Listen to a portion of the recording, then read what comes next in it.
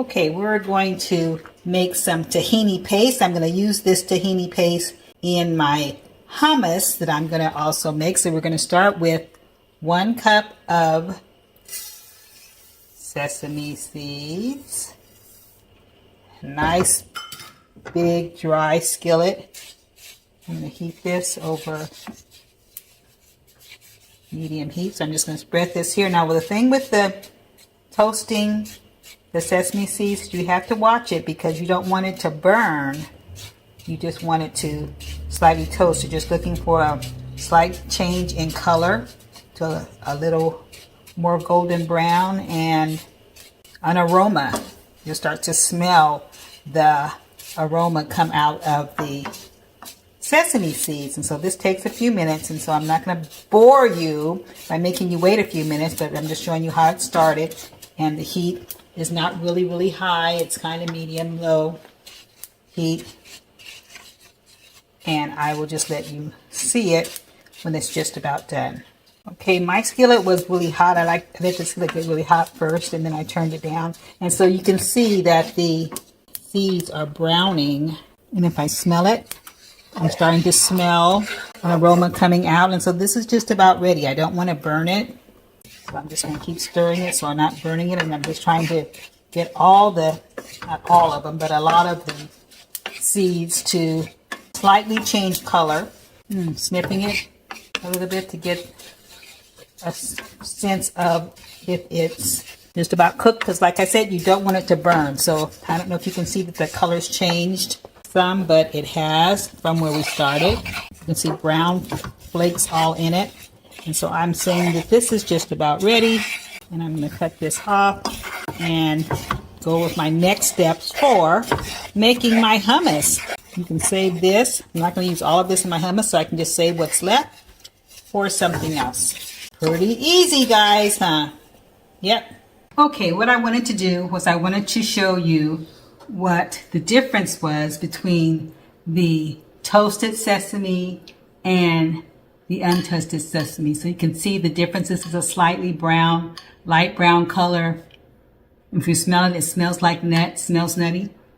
This one doesn't hardly have any smell at all. Okay, so that's the difference. Not a lot, but just a little. So we make sure, the thing is, you want to make sure you don't burn it. Okay, so now we're ready to make our tahini. So we're going to take our cup of toasted tahini, and we are going to put it in the food processor. Let me go ahead and put this up here. Okay, so now we have the food processor here. We're going to taste our toasted sesame seeds. We're going to put it in the food processor, and then we're going to process it until it's crumbly. So I'm going to start it up and let it get crumbly, and then we'll go from there.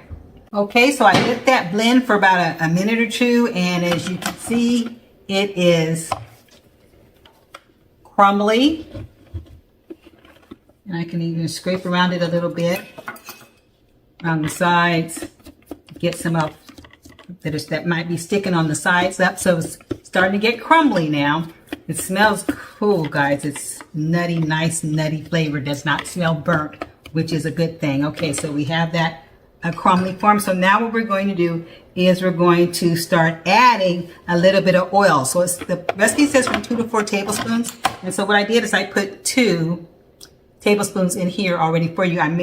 Usually I do use the 2 tablespoons, but I'm going to see what happens. Okay, so I'm going to keep on blending it. I'm going to take this out so I can pour it in while it's blending.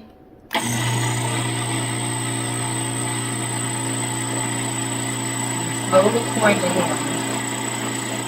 A little bit of time. Allow it to get creamy. And you're not dumping it all in at one time. I'm slowly pouring it in. You're giving me a chance to blend in and mix in with everything else. I'm going to stop and take the bottoms of it again. So I haven't quite finished all my oil, but I'm going to stop right here. And I'm going to do a little scraping. You see it's coming together. So I just want to get some off the sides, scrape off the bottom a little bit so it can blend nicely. And then I'm going to continue with the oil. I think about halfway through.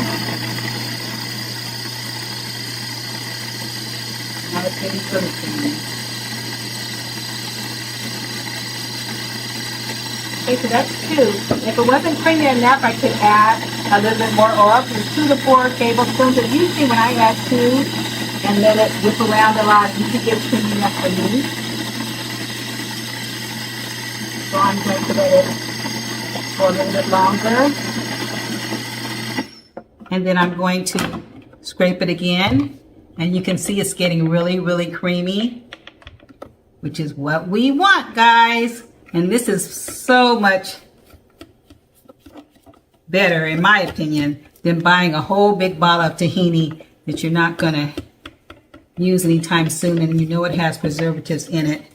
This has none. And I'm only making what I need.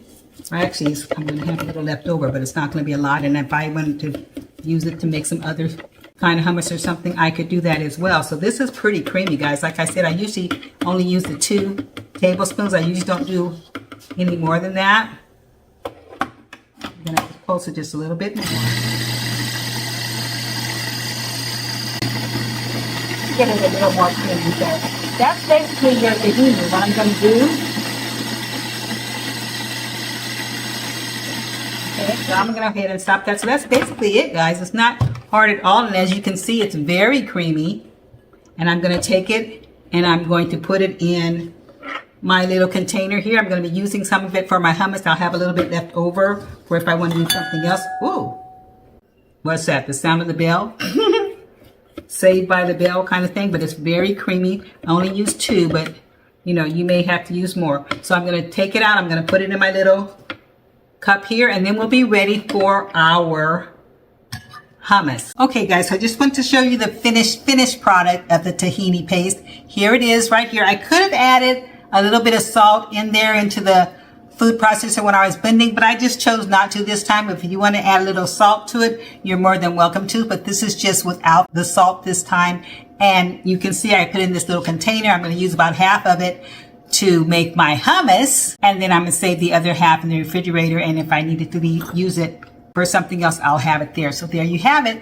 Easy peasy, guys. I love it, love it, love it. It just, to me, I have sesame seeds all the time because I put them in my quinoa every morning. And so this really seems like a really economical way for me to make the tahini paste versus going to having to stop, run to the store, spend my money on it when it's just so easy to just make some, whip some up for yourself. Okay, so hope you like that. We're going to move on now to the hummus. I also love that.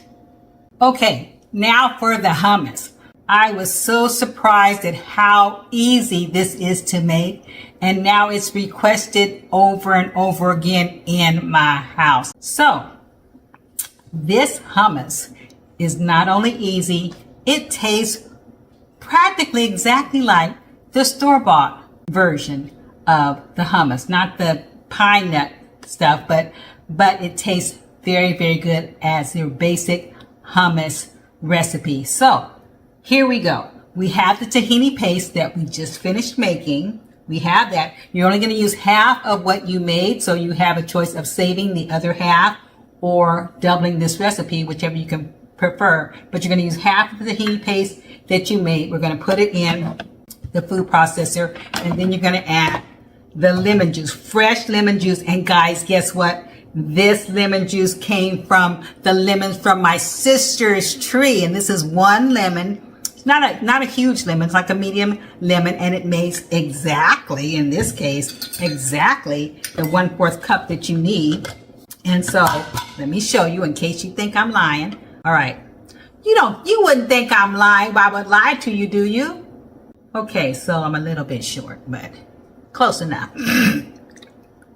Okay, so that's the 1/4 cup of lemon juice that's in there, and you're going to put the tahini in there with the lemon juice. Maybe I should have put the tahini first, but you know, do you. This is the way I did it this time, guys. Okay. And then you're going to blend this for about a minute or so, just to get it well blended. So now we're going to blend it. Okay, and what I love about this is also I have these ingredients around the house all the time, and so it's not like I have to jump up and run to the store. We're going to be using garbanzo beans, which I rinsed thoroughly and drained. The liquid in it, this time I tossed out, but actually you can use the liquid to make that meringue-like topping that really tastes good from the liquid of the garbanzo beans, but I didn't save it this time. And I also have already diced up the garlic because the garlic needs to sit. You'll notice in all the recipes that I have, we have the garlic sitting for about 15 minutes so that it can release the enzymes that are in them, so that the enzymes can be released and so that you can get all the nutrition out of the garlic that you needed to get out of it. Okay, so we let this blend for like a minute or so, and you can see that it's well blended now. We're going to scrape around the sides of it just to make sure it's blended. Oh, it's blended really well, guys. That's very good. Okay. All right. So we scraped it. We scraped the bottom part real good. And then it says just blend it again for a couple of seconds. So we'll do that. 30 seconds. But it looks good. Okay. So we blend it. Okay. So I blended it a second time just to make sure it was well blended. And then I'm actually going to put all the other dry ingredients in before I add the chickpeas. Okay, so what do I have? I have the spices, I have the salt and the cumin that I've already measured out. And so that's going to go in there. Okay, I have the garlic. That's going to go in there. Not exactly a dry ingredient, but you know what I mean.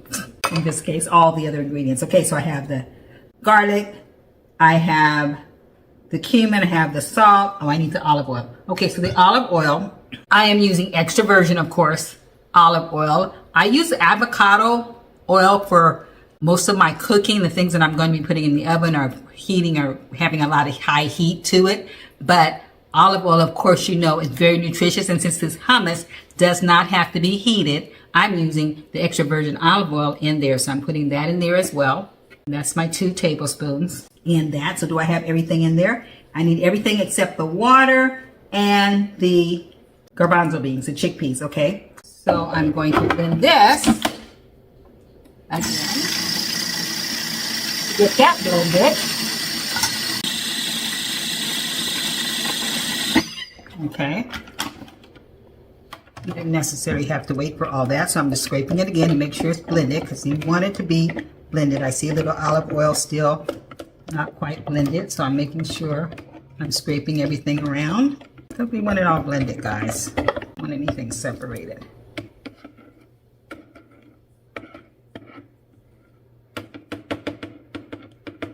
Okay, so now I'm going to have half of my chickpeas in there. So I'm just guesstimating, guys. I didn't measure.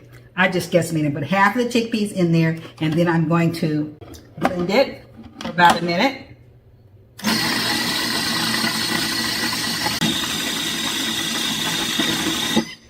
Okay. And you can tell it's already starting to look like hummus. I'm going to scrape down the sides again. Looking good, guys, and the bottom of it, trying to make sure everything's getting blended. Okay. Now I'm going to add the rest.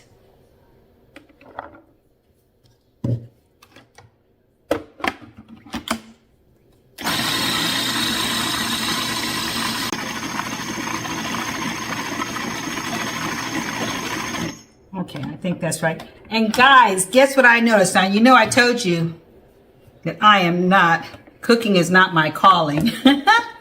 And people actually are flabbergasted, those that have known me since way back when I tell them that I am doing cooking videos. But anyway, okay. So what I want to say was the last one I was making the tahini last time, and I had to add a little bit of oil. And I took this out. This goes here, right? Yeah.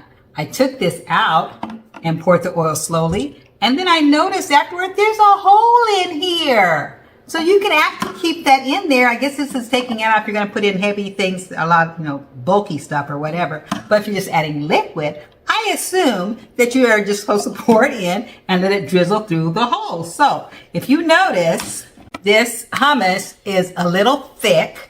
Still looks pretty good, but it's a little thick. So I have my couple of tablespoons of water, 2 to 3 tablespoons of water. I already measured it out here. And so as this is running, I'm going to just pour a little bit in, not all of it at once. Pour a little bit in. Not quickly, it's going to dribble through the hole. Yes, it is. Boy, you learn something new every day, don't you? I lay down to rest. And you just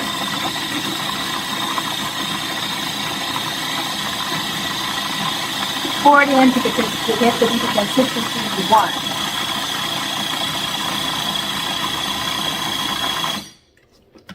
You learn something new every day. When I lay my little head down to rest and ask myself, what did I learn today? You know what I'm going to say for the day, huh? I learned there's a hole that can drizzle your liquid into the food processor. So guys, look at this hummus. It is looking just like it does at the store. If you want it to get creamier, I can add some more. I haven't added all my water yet. It says to add 2 to 3 tablespoons, and so I still have some in my measuring cup. I measured out 3 tablespoons. I think I've used about 1.5 tablespoons. I guess I can put a little bit more in here. I don't have to. It's too creamy.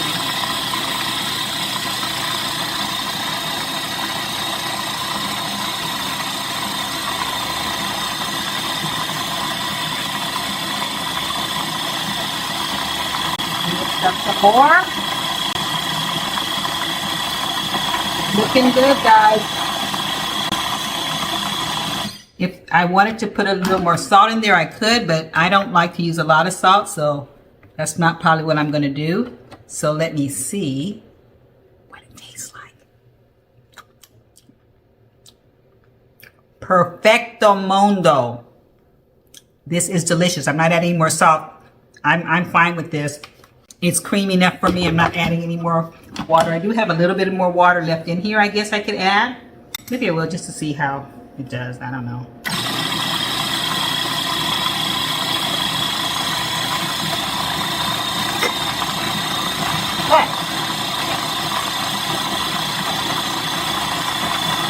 Okay, there you have it, guys. Easy peasy hummus.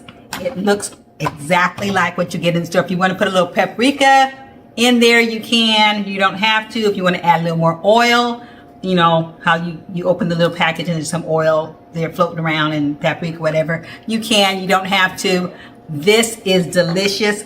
My family loves it and asks for it all the time. Okay, so I hope you will give it a try because it is healthy for you. It's a good dip for you to use.